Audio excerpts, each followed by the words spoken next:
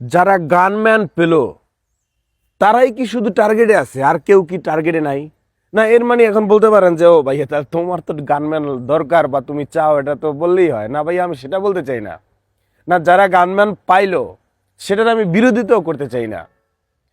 তারা সেফ থাকুক, দেশের জন্য কাজ করুক, অলওয়েজ ফিয়ামানিল্লাহ। আমি যেটা আসলে বলতে চাই, আজকের টপিক ছিল যে আসলে ন্যায় বিচার পাওয়ার জন্য আমাদের রাজপথে দাঁড়াইতে হয়, আন্দোলন করতে হয়, আলটিমেটাম দিতে হয়, গলা ভাঙতে হয়, সবাইকে একত্রিত করতে হয়, জনমানুষকে পথচারীদেরকে ভোগান্তিতে ফেলতে হয়। কিন্তু ওটার আগে একটু গানম্যান যেহেতু বেশ আইসা বললো তাই একটু কথা বলি আর কি, একটু বলি, না বললে তো নয়। না বললে আবার বিবেক কষ্ট পাবে, বিবেক মাইন্ড করবে, বলা উচিত কথা।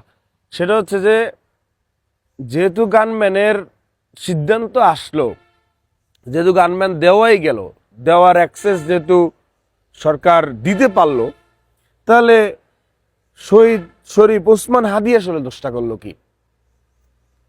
ওই চিন্তাটা মাথার ভিতরে কি আগে আসতে পারলো না যে এই মানুষটা তো এখন রাজপথের পাওয়ারফুল কণ্ঠস্বর, তাহলে এই মানুষটাকে দেই না? ওই যে একটা গান আছে না, হয়তো দুদিন আগে মরব, হয়তো দুদিন পরে মরবো, আগে মরলে কি ক্ষতি। তা আপনি 2 সপ্তাহ আগে শরীফ ওসমান হাদিকে গানম্যানটা দিতেন।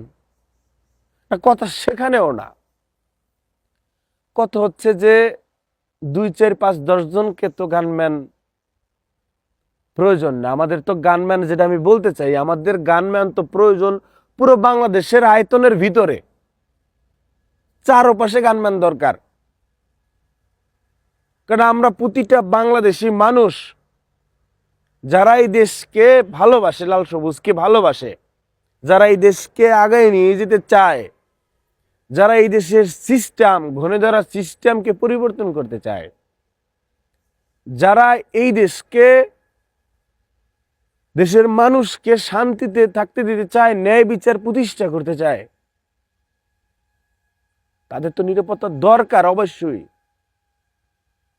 কিন্তু এখন যে এই যে চাওয়ার যে সংখ্যাটা, এটা তো অনেক বেশি বড়।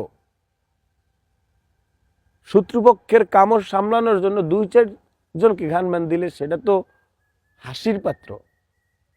এখন ধরেন যাদেরকে গানম্যান দেওয়া হইলো না, আমি ভাই বিশ্বাস করেন আমি এটা নিয়ে কোনো ধরনের আফসোস না, যে না মনে মনেও আমি বলতেছি না যে না আমার তো গানম্যান দরকার। এটা কে বলবে এই দুঃখের কথাটা? না বিশ্বাস করেন, বুকে হাত দিয়ে বলতেছি, কোনো গানম্যান ম্যানম্যান কিছু লাগবে না, কোনো চাওয়া পাওয়া নাই, রাখে আল্লাহ মারেকে।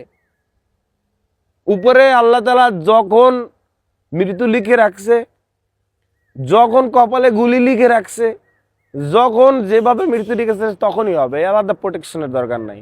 এদেশের মানুষের জন্য, এদেশের জন্য হক হালালি কথা ওটা বলেই যাব, কোনো ছাড় নাই। সেজন্য আলাদা সেফটির দরকার নাই। নিজের চোখ আছে, নিজের হাত আছে, নিজের ব্রেন আছে, নিজের চোখ কান খোলা রেখে চলবো। এরপর তাওয়াক্কুল তু আলাল্লাহ। এখন পয়েন্ট আসেন যে গানম্যান তো আপনি দিলেন, আপনি সরকার, তাহলে আগে দিতেন, তাহলে তো শরীফ ওসমান হাদির মতো মানুষ তো যাইতো না পৃথিবী থেকে। তাহলে তো দায়ভার আপনার সরকারের। যেহেতু মিস্টেক করেই ফেলছেন যে হ্যাঁ ভাইয়া মিস্টেক একটা ব্যাপার আছে, তাহলে তো আপনি তাহলে বিচারটা করেন, বিচারটা আগে নিশ্চিত করেন। যেহেতু আপনি গানম্যান 2 সপ্তাহ পরে মানুষকে সেভ করার জন্য দিলেন, তাহলে এর আগে যে মানুষটাতে চলে গেল সেই মানুষটার খুনিদের, সেই মানুষটার হত্যাকারীদেরকে আপনি বিচারটা করেন। আপনার জীবনের কি চাওয়া পাওয়া আছে? একটা দেশের কালচার তো এরকম হতে পারে না। একটা দেশে একটা ন্যায় বিচার পাওয়ার জন্য রাজপথে দাঁড়াতে হয়, মানুষজন জড়ো করতে হয়, আলটিমেটাম দিতে হয় গভর্নমেন্টকে, ওই ডিপার্টমেন্টের উপদেষ্টাকে, মন্ত্রীকে, সচিবকে, যিনি দায়িত্বে আছে তাকে আলটিমেটাম দিতে হয় যে যদি বিচার না করা হয় তাহলে আপনাকে পদত্যাগ করতে হবে। এইরকম সিস্টেমে কেন যাইতে হবে? না যেই হত্যা করছে, যেই কিলার করছে, যেই গুলি করছে, এটা তো অদৃশ্য কোনো শক্তিতে করে না, এটার কোনো না কোনো ক্লু তো আছে।